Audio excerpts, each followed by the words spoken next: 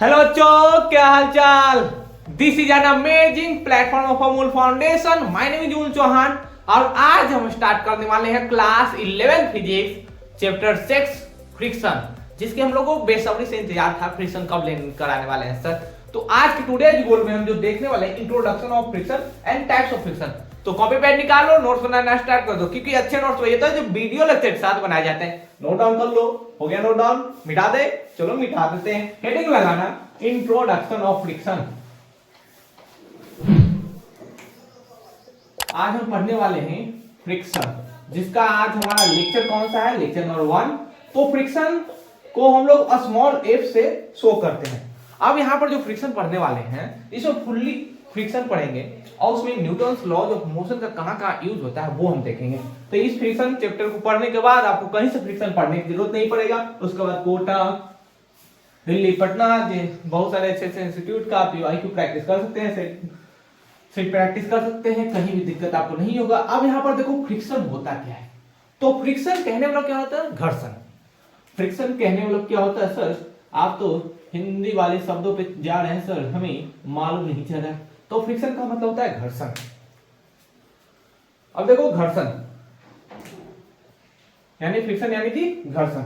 जब दो बॉडी को रबिंग करते हैं ना, दो बॉडी को जैसे ही रबिंग करते हैं तो वहां पर एक फोर्स जनरेट होता है। यानी जैसे एक मेरा हाथ है, दूसरा क्या है?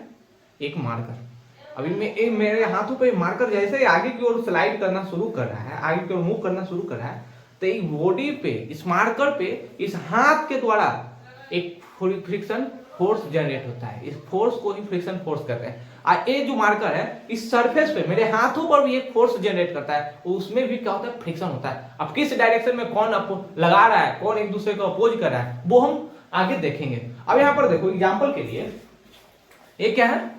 ये रहा कॉपी। इस कॉपी को मान लो एक ग्राउंड है। ये क्या है? Ground surface. इस कॉपी को मान लो ग्राउंड सरफेस।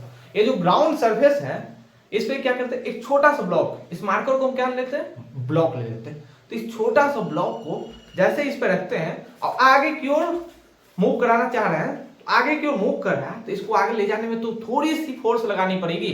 समथिंग मान लो 0 पॉइंट समथिंग 0.123 या 5 न्यूटन, 10 न्यूटन, 20 न्यूटन। जिस टाइप का ब्लॉक, जिस टाइप का ऑब्जेक्ट रहेगा उस टाइप का हमें फोर्स अप्लाई करना पड़ेगा। अब आगे ले जा। अब बहुत ज्यादा ये रुका हुआ है, बहुत ज्यादा रफ सरफेस है, तो ज्यादा रफ सरफेस में ले जाने के लिए तो ज्यादा फोर्स चाहिए।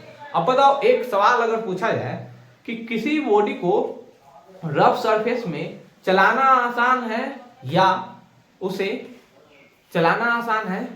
मोशन में रखना आसान है, तो एक सवाल जो है चलाना आसान है या रखना आसान है, तो आंसर आता है कि सर रखना आसान है, चलाना ज्यादा कठिन है। जैसे दोनों रफ सरफेस है तो दोनों रफ सरफेस तक खींचने में ज्यादा हमें फोर्स लगे, लेकिन जैसे ही मूव करना शुरू करेगा तो क्या करेगा? मोशन में जैसे आएगा तो इसे मोशन में रखना आसान होता है। तो फ्रिक्शन समझ गए कि जैसे दो बॉडी को ऊपर एक दूसरे पर स्लाइड करते हैं तो दोनों बॉडी एक दूसरे पर क्या करता है?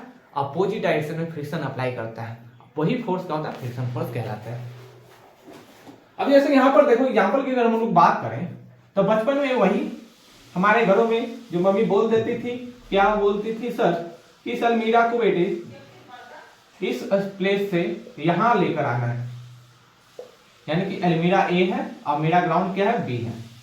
एलमीरा ए, ग्राउंड बी।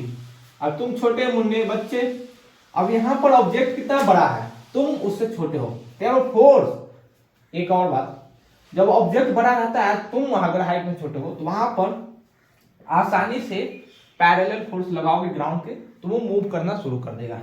लेकिन यहां पर देखो ऑब्जेक्ट एक फोर्स जो लगा रहा है ब्लॉक पे लगा रहा है, यानी कि एलमीरा जो है क्या है? ब्लॉक है सर, बड़ा वाला ब्लॉक एलमीरा। अब इस एलमीरा पर जैसे ही फोर्स लगाए तो एक आवाज आता है की करके। एक आवाज कैसे आती है? की करके। जैसे ही आगे खींचो, धक्का दोगे तो पीछे की ओर एक ग्राउंड जो है ना, इस ब्लॉक पे, इस जो एलमीरा है उस पे रोकने के लिए फोर्स लगाएगा। जैसे आगे हम तो मूव कर रहे हैं, तो आगे मूव कर रहे हैं तो ग्राउंड क्या करेगा? उस सरफेस को, इस ब्लॉक को पकड़ के पीछे की ओर खींचेगा। वही फोर्स जो होता है ना, फ्रिक्शन फोर्स होता है। ये किस डायरेक्शन में लगेगा? बैकवर्ड डायरेक्शन में, पीछे की ओर। ये फोर्स लगा आगे की ओर। अब यहां पर देखो अब यहां पर हम देख रहे हैं कि जो फ्रिक्शन फोर्स है किस पे लग रहा है, ए पे, friction force A due to किसके, ग्राउंड बी के चलते लग रहा है। तो अब एल्मीडा पर तो देख लिए सर कि आगे एफ फोर्स लग रहा है, अब पीछे लग रहा है friction force at A due to B. कौन लगा रहा है, ग्राउंड लगा रहा है सर। अब जैसे ही हम देखें कि आगे को जा रहा है तो हम देख रहे हैं क्या कि जो मेरा ये जो ग्राउंड है वो कहां जा रहा है, बैकवर्ड जा रहा है, बैकवर्ड डायरेक्शन। और बैकवर्ड डायरेक्शन में मूव कर रहा है तो आगे की ओर जा रहा है, ये पीछे की ओर जा रहा है। जैसे हम इस पे बैठ जाओ, तुम इस पे आकर क्या करो, बैठ जाओ। एक बच्चा यहां पर बैठ गया, ऑब्जर्व कर रहा है कि जैसे इस पे फोर्स एफ से आगे को खींच रहे हैं, धक्का दे रहे हैं, तो पीछे को तो ग्राउंड इसको खींच रहा है। वही क्या होता है, वो फोर्स जो आता है जनरेशन, जो जनरेट फोर्स होता है उसे फ्रिक्शन फोर्स कहते हैं। लेकिन ग्राउंड क्या होगा, पीछे की ओर जाता हुआ दिखाई देता है। इस बच्चे को क्या, ये आगे बच्चा गया, मान लो नहीं समझ में आया, फिर से देखो, एफ फोर्स एल्मीरा पर फोर्स लगा, एल्मीरा पर एफ फोर्स अप्लाई किया, आगे की ओर तो की से आवाज आया, तो पीछे की ओर की से जो लगा ये ग्राउंड, इस पे क्या किया, फ्रिक्शन फोर्स अप्लाई किया। जो लगा फ्रिक्शन फोर्स कैसा हो गया, एफ फोर्स लग रहा है, यानी कि फ्रिक्शन फोर्स एट एल्मीरा A due to ground B के चलते लग रहा है। तो एल्मीरा आगे जाएगा तो इसको तो भी अपोज करेगा, इसको भी तो रोकना चाहेगा कि ग्राउंड पीछे ना जाए। तो ग्राउंड पे वो क्या करता है, आगे की ओर फोर्स लगाता है, वो friction force at B due to A. यानी एल्मीरा आगे जा रहा है और ग्राउंड देख रहा है कि पीछे। जैसे इस पर तुम बैठ जाओ, आगे की ओर मूव करो, तो तुम आगे मूव करोगे तो देखोगे ना पीछे ग्राउंड ना जाए, तो ग्राउंड को आगे खींचने के लिए क्या करें, इस पे फ्रिक्शन फोर्स अप्लाई कर देते हैं। क्लियर, वीडियो पॉज करो, नोट डाउन कर लो, आसान से समझ में आ जाएगा। हो गया नोट डाउन, बिठा देते। ये जो हम आज फ्रिक्शन पढ़ने वाले हैं, अब फ्रिक्शन की जरूरत क्यों पड़ी। अब बहुत से सवालों में क्या होता है, न्यूटन्स लॉज ऑफ मोशन से बनाने तो जाते हैं, लेकिन वहां पर एक आता है, कभी आता है कोएफिशिएंट ऑफ फ्रिक्शन। अब कोएफिशिएंट ऑफ फ्रिक्शन जो होता है, जिसे हम लोग म्यू से शो करते हैं, आगे हम देखेंगे, वहां पर Newton's laws of motion and friction दोनों मर्ज होकर क्वेश्चन जो आता है। जेईई नीट में अक्सर क्या करते हैं ना, दोनों को मिक्स करके सवाल पूछते हैं। अब बच्चे वहां पर जाते हैं एनएलएम पढ़ के, फ्रिक्शन पढ़ते ही नहीं है, तो सवाल कहां से बनेंगे। अब यहां पर देखो फ्रिक्शन जो होता है कहां कहां एक्ट हो सकता है, यानी कि it acts on two rough surfaces, दो रफ सरफेस है तभी एक्ट कर सकता है। It opposite to the relative motion of that bodies, it acts between two contact surfaces। दिखाई दे रहा होगा, नोट डाउन कर लो, वीडियो पास करो, नोट डाउन कर लो। अब यहां पर देखो पॉइंट नंबर 1 क्या है, it acts on the two rough surfaces. जैसे दो रफ सरफेस है, यहां पर एक ग्राउंड है, यहां पर है मेरा ब्लॉक। अब यहां पर देखो दोनों एक दूसरे को पकड़ के रखा हुआ है, आगे एक फोर्स लगाएंगे, इसे फोर्स से जैसे खींच रहे हैं तो ये क्या कर रहा है, पीछे की ओर फ्रिक्शन अप्लाई कर रहा है। ये जो ब्लॉक पे जो फ्रिक्शन लग रहा है वो क्या लग रहा है, ग्राउंड लगा रहा है सर, पीछे की ओर, जाने आगे नहीं दे रहा है। तो किस टाइप का फ्रिक्शन है वो तो हम आगे देखेंगे टाइप्स ऑफ फ्रिक्शन में, लेकिन अभी समझो कि दोनों ज्यादा रफ हैं तो आगे खींचना बहुत ज्यादा मुश्किल है, लेकिन जैसे एक बार मोशन में आ जाएगा तो उस मोशन में रखना आसान होते हैं। अब कहता है it opposes the relative motion of that body. अब यहां पर देखो रिलेटिव मोशन वर्ड आ गया, ये बहुत ज्यादा जरूरी है। रिलेटिव मोशन, रिलेटिव मोशन जो हम लोग पढ़े थे एक दूसरे के रिस्पेक्ट में। अब इस पे बैठो और तुम यहां से ऑब्जर्व करो, क्या ऑब्जर्व कर रहे हैं सर, हम तो कुछ ऑब्जर्व ही नहीं करते हैं। अब यहां पर देखिए, देखने से क्या मालूम चल रहा है कि ए फोर्स से आगे जा रहा है, तो इसे पीछे की ओर कौन लगा रहा है, रोकने के लिए ग्राउंड लगा रहा है, फ्रिक्शन। तो ऑब्जर्व कर रहे हैं ना, इस रिलेटिव मोशन को अपोज करने का काम फ्रिक्शन करता है। It acts between the two contact surface. जब दो बॉडी कांटेक्ट में रहते हैं तभी फ्रिक्शन फोर्स आ सकता है। अगर एक मेरे हाथ में सिर्फ कहेगा कि कोई फ्रिक्शन, तो फ्रिक्शन लगेगा नहीं लगेगा। एक नन्हा मुन्ना बच्चा है, एक नन्हा मुन्ना बच्चा है, ये आगे चलना शुरू किया, तो चल रहा है, तब इसका एक पैर हवा में एक फर्श पे, तो चलते हो तो पीछे की ओर तो मूव करते हो, जैसे ही आगे पैर बढ़ाएगा तो पीछे की ओर ये फोर्स लगाता है, तो पीछे की फोर्स लगाता है तो फ्रिक्शन आगे की ओर लग जाता है। क्लियर? कोई नोट डाउन? मिटा दे, चलो मिटा देते हैं। अब जो फोर्थ पॉइंट है,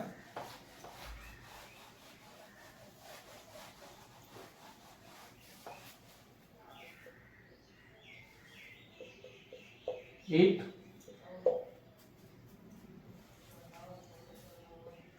acts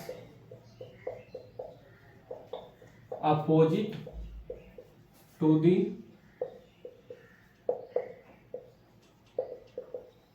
direction of relative motion। ये क्या करता है? अपोजिट डायरेक्शन में रहता है, यानी फ्रिक्शन जो है अपोजिट डायरेक्शन में रहता है, किसके?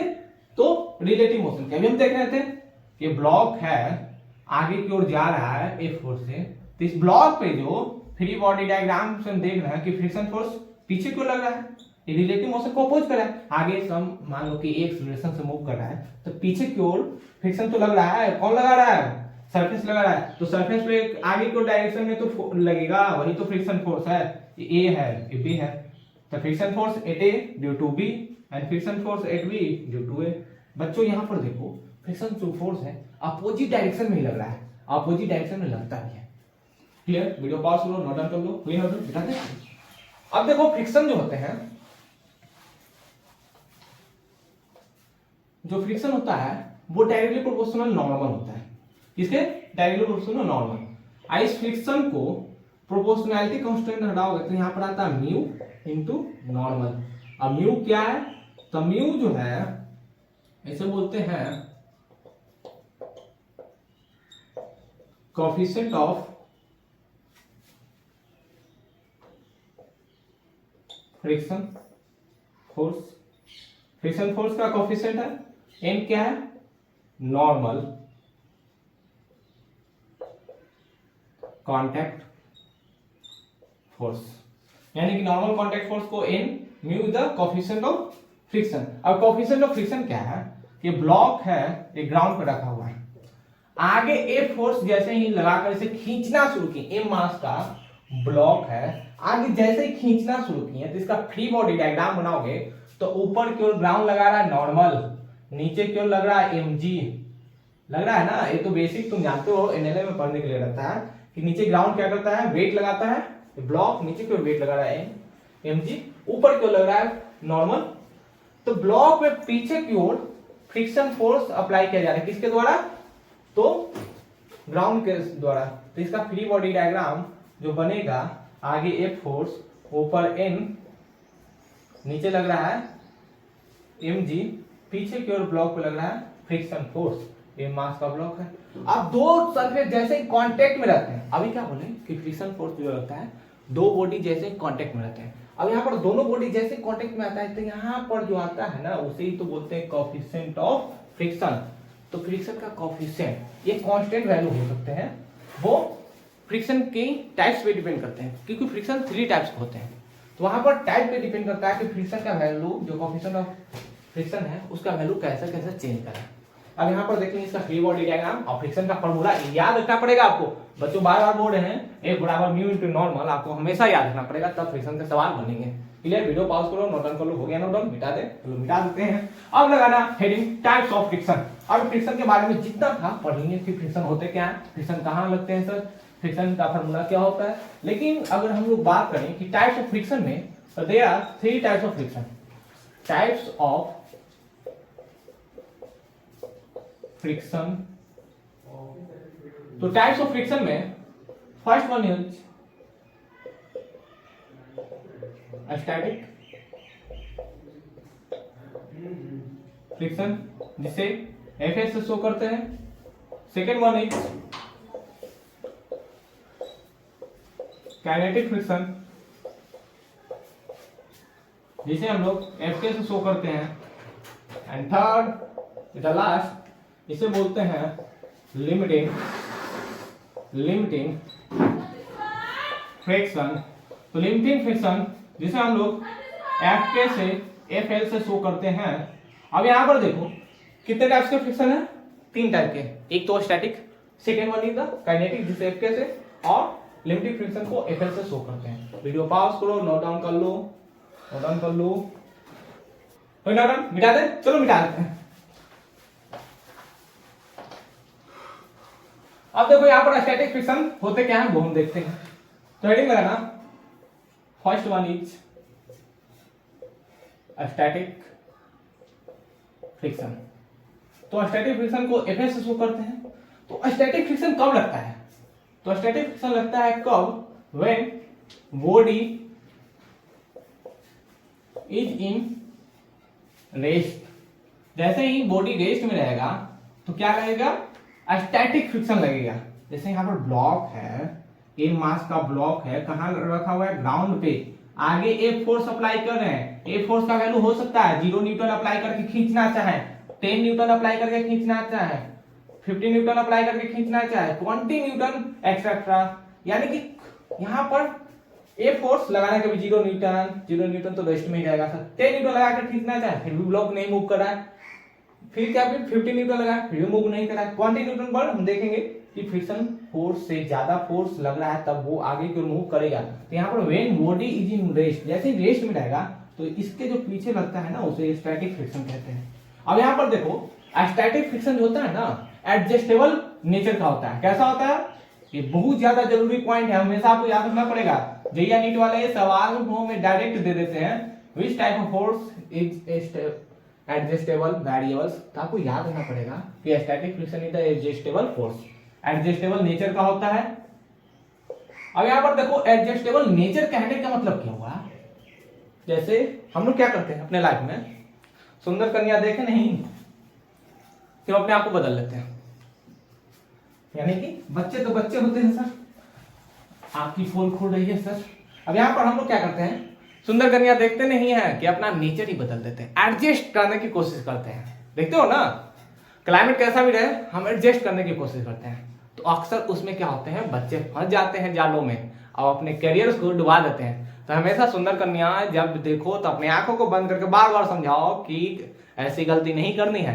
तो एडजस्टेबल नेचर का नहीं होना चाहिए, हम लोग को कांस्टेंट होना चाहिए। कांस्टेंट इस एज में क्या होता है, आप एडजस्टेबल नेचर के नहीं रह पाते हैं, कांस्टेंट नहीं रह पाते हैं, एडजस्टेबल नेचर का होते हैं। तो आपको अगर सक्सेस होना है तो आपको एडजस्टेबल नेचर छोड़ना पड़ेगा। ये नहीं कि सुंदर कन्या देखें उधर मूव करेंगे, सुंदर कन्या देखें मूव करें, ये गलत काम है। इसलिए एडजस्टेबल नेचर को छोड़ना पड़ेगा। देन आप क्वेश्चन पे क्या करना है, स्टैटिक फ्रिक्शन अप्लाई करना है। बहुत सारे ऐसे बच्चे हैं, क्या करें। अब यहाँ पर देखो एडजस्टेबल नेचर कहने वाला क्या होता है कि फोर्स के अकॉर्डिंग बदलेगा, यानी कि फोर्स के अकॉर्डिंग बदलेगा। तुम लोग भी बदल जाते हो, सुंदर कन्या आए नहीं लाइफ में कि बदल ही जाते हो। ऐसा नहीं करना है बाबू, समझ कर।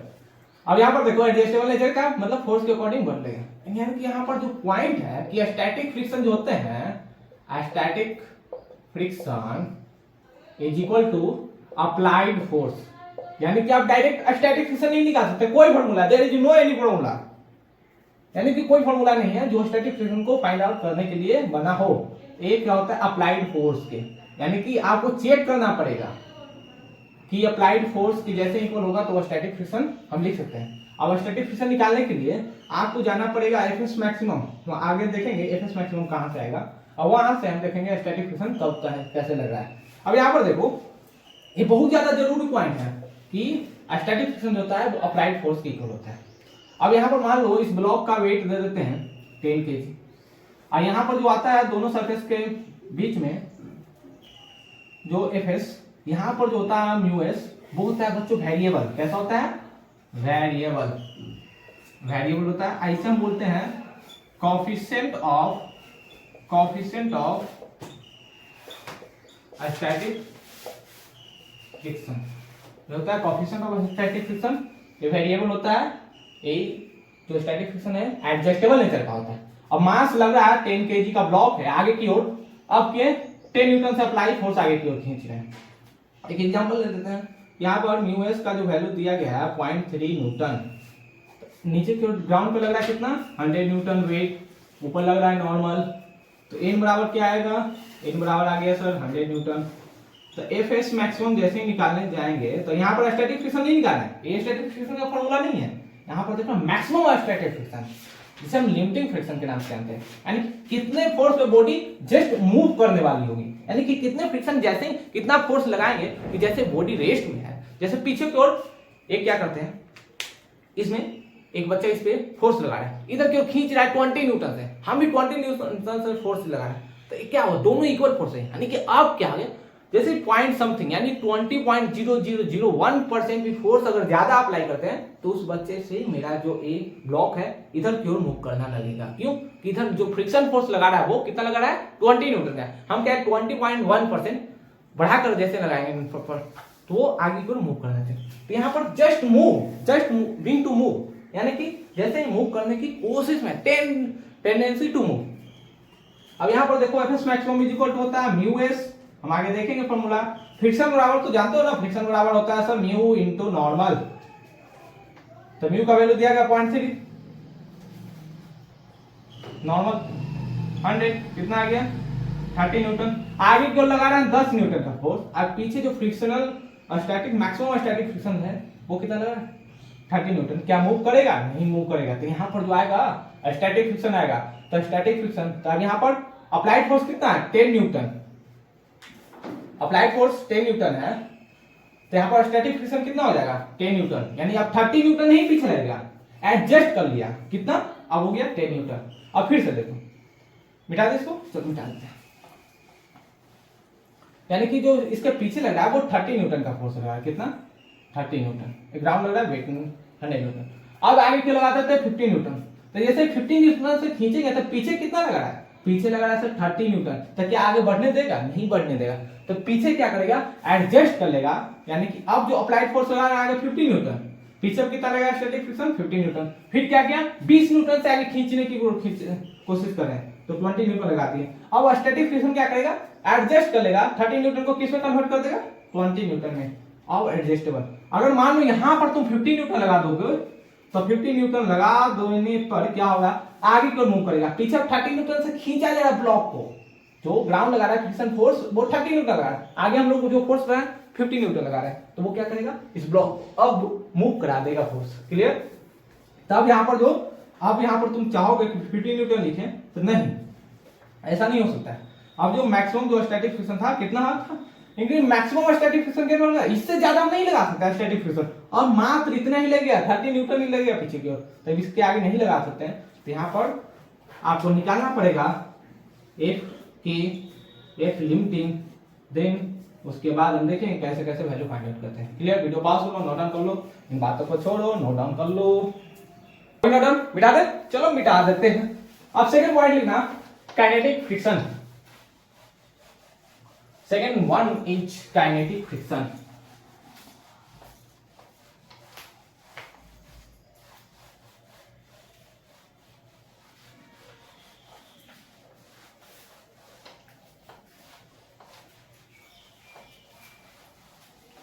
अब यहां पर देखो काइनेटिक फ्रिक्शन, सेकंड पॉइंट क्या है हमारा, सेकंड टाइप जो है काइनेटिक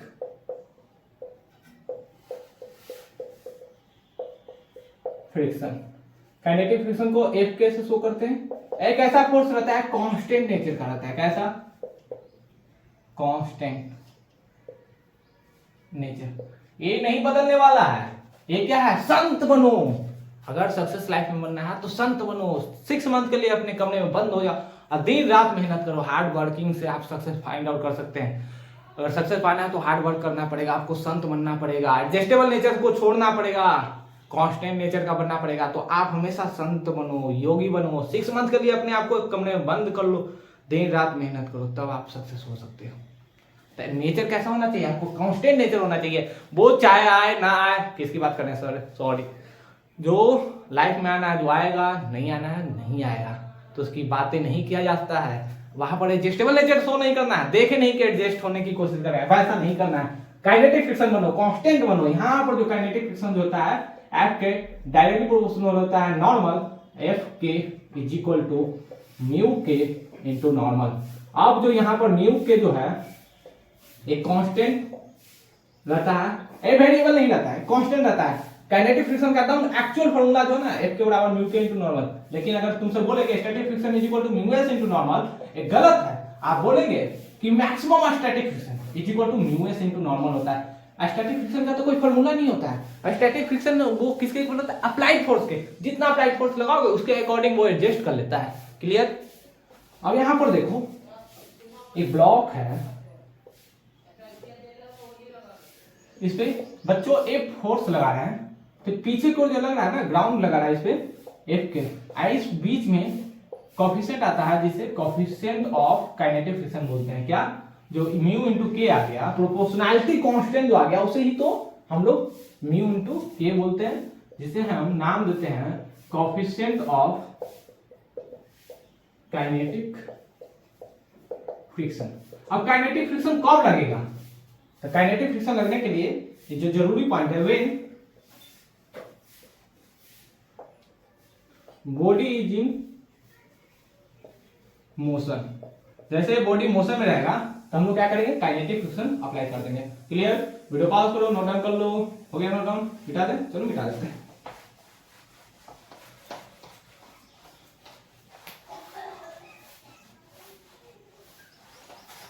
अब यहां पर देखो, जो हर बुक में जो डिफिनेशन आता है काइनेटिक और स्टैटिक फ्रिक्शन के डिफरेंस के बारे में, तो यहां पर क्या बोलता है कि when two bodies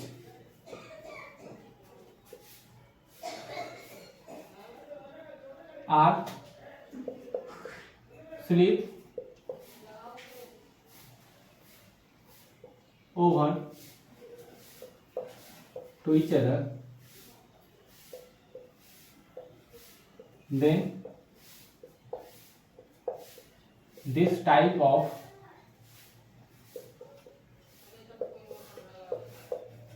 friction is called kinetic friction, जिसे F के से शो करते हैं। अदरवाइज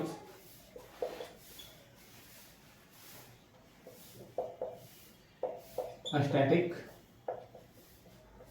फ्रिक्शन, जिसे एफएस से शो करते हैं। यानी कि जब दो बॉडी को जैसे ही रबिंग करते हैं तो स्लिप करने लगेगा, वो एक दूसरे पर जैसे स्लिप करेगा तो वो कैसा रहेगा? काइनेटिक फ्रिक्शन वहां पर आएगा सर। लेकिन एक दूसरे पर स्लिप नहीं करेगा तो वो कहां से, कौन सा फ्रिक्शन आएगा? वो आएगा स्टैटिक फ्रिक्शन। स्टैटिक फ्रिक्शन किसके इक्वल होता है? अप्लाइड फोर्स के। एडजस्टेबल इन नेचर, एक ऐसा होता है constant in nature. Clear? Video pause करो, नोट डाउन कर लो। हो गया नोट डाउन? बेटा अब यहां पर देखना आप थर्ड पॉइंट, जिसका नाम क्या है सर? Limiting friction.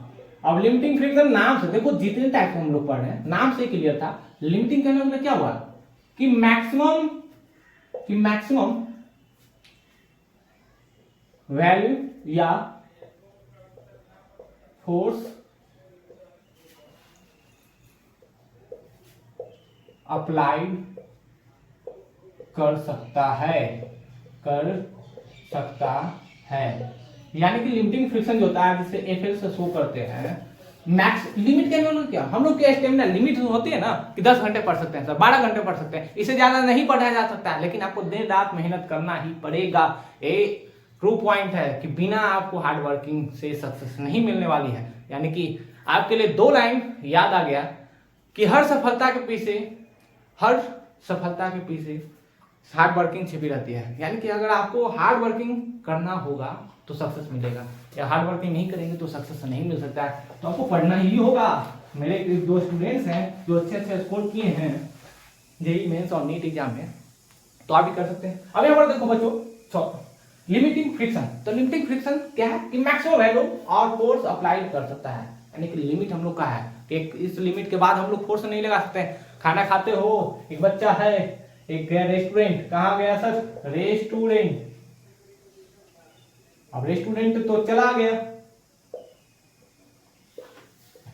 अब रेस्टोरेंट में गया, एक कर दिया ऑर्डर 500 रुपीज का। अब 500 रुपीज का ऑर्डर जैसे इसका आया, अब क्या किया? एक खाना शुरू किया तो 250 रुपए तक ही खा पाया, उसके बाद 250 रुपए की जो खाना बची फूड वो छोड़कर आ गया। अब इसकी जो लिमिट थी 250 की थी, तो 250 ही खा सकता था। 500 रुपए बोर्ड स्टूडेंट फर्स्ट बार गया था बच्चा, नर्वस फील करके 500 रुपीज का फूड मंगा लिया, तो क्या हुआ 250 रुपए की लॉस चली गई। तो लिमिटिंग यानी कि मैक्सिमम आप कितना अप्लाई कर सकते हैं, मैक्सिमम कितना आप हार्ड वर्किंग कर सकते हैं, वो यहाँ पर है। तो लिमिटिंग फ्रिक्शन जो है वैसे ही कुछ है कि जैसे लिमिटिंग फ्रिक्शन जो आता है ना एफ एस मैक्सिमम, तो इसे हम लोग एफ एस मैक्सिमम से भी शो करते हैं। यहाँ पर आता है म्यू एस इंटू नॉर्मल, यानी कि अगर आपसे पूछे कि मैक्सिमम लिमिटिंग फ्रिक्शन का फॉर्मूला क्या होता है, F maximum is equal to mu S into normal, और म्यू एस को हम लोग बोलते हैं कोएफिशिएंट ऑफ फ्रिक्शन फोर्स। यानी जैसे ही बॉडी यहाँ पर देखो आगे को एक फोर्स से खींचा जा रहा है, ये ब्लॉक है, ये रफ सरफेस है, ये कैसा है सर रफ सरफेस है, तो इसके बीच में आएगा म्यू एस इंटू नॉर्मल, क्या आएगा sir coefficient of static friction, जो इस पे ब्लॉक पे रफ सरफेस क्या करेगा एफ एस मैक्सिमम अप्लाई करेगा, फ्रिक्शन फोर्स अप्लाई करेगा, ऊपर क्यों लगेगा नॉर्मल। तो यहां पर हम लोग देख रहे हैं ऐसा मालूम चलता है फ्रॉम एक्सपेरिमेंटली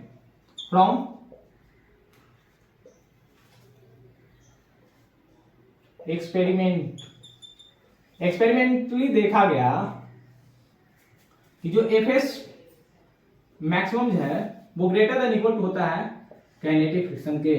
याद रखना बहुत ज्यादा वीवीआई पॉइंट है, एफ एस मैक्सिमम जो होता है ग्रेटर देन होता है इक्वल टू होता है किसके एफ के। तो क्या हम इसे लिख सकते हैं एफ एस मैक्सिमम का वैल्यू कितना होता है mu S into normal greater than equal to mu K into normal, क्योंकि लिमिटिंग फ्रिक्शन जानते हो ना काइनेटिक फ्रिक्शन बराबर क्या होता है mu K into normal, I F S maximum is equal to क्या होता है, अभी हम लिखे हैं म्यू एस इंटू नॉर्मल। तो दोनों का डाटा यहाँ पुट कर सकते हैं, नॉर्मल से नॉर्मल मर गया सर, हम तो लिख सकते हैं कि mu S greater than equal to mu K, always हमेशा ट्रू है, ऑलवेज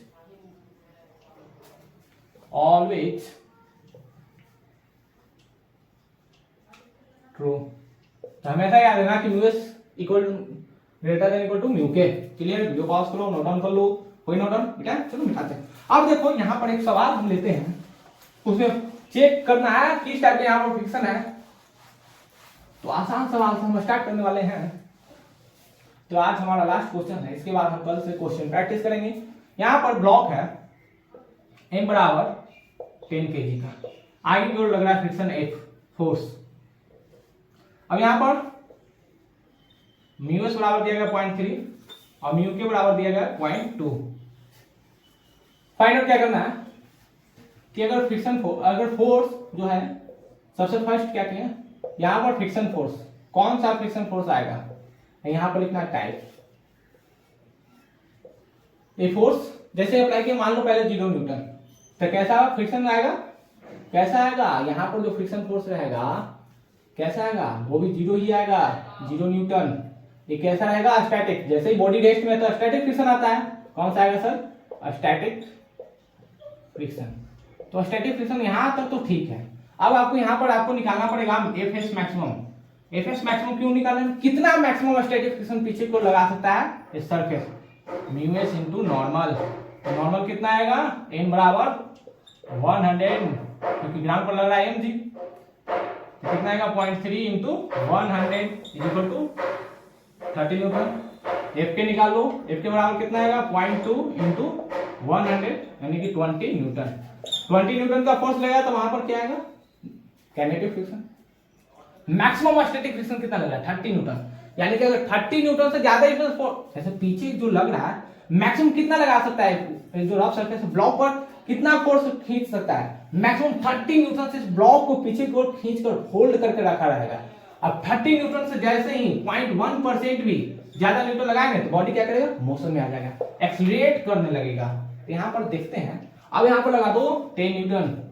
अब जैसे इस पर क्या किया 10 न्यूटन का फोर्स अप्लाई किए, तो आगे 10 न्यूटन से जैसे खींच रहे हैं तो पीछे की ओर कितना फोर्स लग रहा है, अभी लग रहा है 30 न्यूटन। तो अब यहाँ पर जो फोर्स रहेगा वो स्टैटिक फ्रिक्शन अब कितना में कन्वर्ट हो जाएगा, एडजस्टेबल इन नेचर होता है स्टैटिक फ्रिक्शन। तब लगा दिया 10 न्यूटन। अभी देखे थे ना अप्लाइड फोर्स बराबर स्टैटिक फ्रिक्शन। बच्चों यहाँ पर देखो अप्लाइड फोर्स बराबर स्टैटिक फ्रिक्शन। अप्लाइड कितना 10, स्टैटिक फ्रिक्शन 30 न्यूटन नहीं लगेगा। अब इसको रोकने के लिए कितना न्यूटन चाहिए? एक बच्चे को पकड़ने के लिए 10 न्यूटन का फोर्स चाहिए, तो 10 न्यूटन से ना बच्चे को होल्ड करके रखते हैं। ऐसा तो नहीं ना हमारे अंदर 100 न्यूटन का फोर्स है, बच्चे को हाथ ही कबाड़ देते हैं, हाथ को पकड़ना चाह रहे हैं हाथ ही कबड़ गया, ऐसा नहीं करते हैं। तो 10 न्यूटन से उसे होल्ड करके रखते हैं, तो 10 न्यूटन का इस फोर्स लगेगा, वो स्टैटिक फ्रिक्शन। अब अगर यहाँ पर 30 न्यूटन अगर लगाते हैं, ये भी कैसा है? स्टैटिक फ्रिक्शन है सर। अब 30 न्यूटन जैसे लगाते हैं तो आगे लग गया 30 न्यूटन। अब मैक्सिमम स्टैटिक फ्रिक्शन पीछे कितना था? 30 न्यूटन। अब आगे को कैसा लग रहा है? 30 न्यूटन का। तो लिमिटिंग फ्रिक्शन क्या था? जस्ट बीइंग टू मूव, यानी कि अब 30 न्यूटन का जो फोर्स लग रहा है स्टैटिक फ्रिक्शन, ये अब आ गया लिमिटिंग फ्रिक्शन का केस, लिमिटिंग फ्रिक्शन। अगर यहां पर लगा दे तो 40 न्यूटन, तो ये अब 30 न्यूटन आपको देखना पड़ेगा कि अब अगर 40 न्यूटन लगाएंगे तब यहां पर जो फ्रिक्शन फोर्स होगा वो कितना होगा। तो फ्रिक्शन फोर्स अब यहाँ पर 30 न्यूटन नहीं आएगा। अब यहाँ पर आपको दिमाग लगाना पड़ेगा। अब कौन सा यहाँ पर तो हम जानेंगे कि सर यहाँ पर आएगा काइनेटिक फ्रिक्शन। अब आएगा यहाँ पर काइनेटिक फ्रिक्शन। वीडियो पॉज करो, ट्राई करो। अब इसमें कौन सा वैल्यू आएगा? वीडियो पॉज करो, नोट डाउन कर लो पहले, और इसमें बताओ कौन सा फ्रिक्शन फोर्स आएगा। काइनेटिक फ्रिक्शन आ गया। अब कितना यहाँ पर वैल्यू अप्लाई होगा वो फाइंड आउट करके बताओ। वीडियो पॉज करो, ट्राई करो।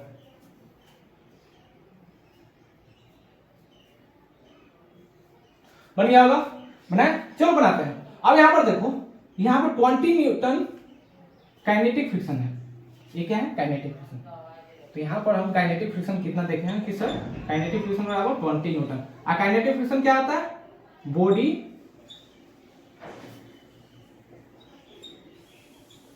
Is in motion. अब यहां पर 40 न्यूटन आगे क्यों लगा रहे हैं? इसको अब क्या किया? 40 न्यूटन लगा दिए।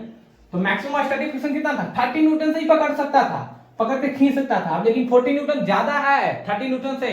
जानते हो ना बचपन वाली की 40 ग्रेटर देन 30, टेबल अब सिखाना पड़ेगा। अब 40 न्यूटन आगे खींच रहा था, 30 न्यूटन अब नहीं लगेगा। अब हो गया वो काइनेटिक, वो मोशन में आ गया। जैसे ही मोशन में आ गया तो कौन सा फ्रिक्शन होता है? Kinetic friction. तो काइनेटिक फ्रिक्शन का कितना वैल्यू दिया गया?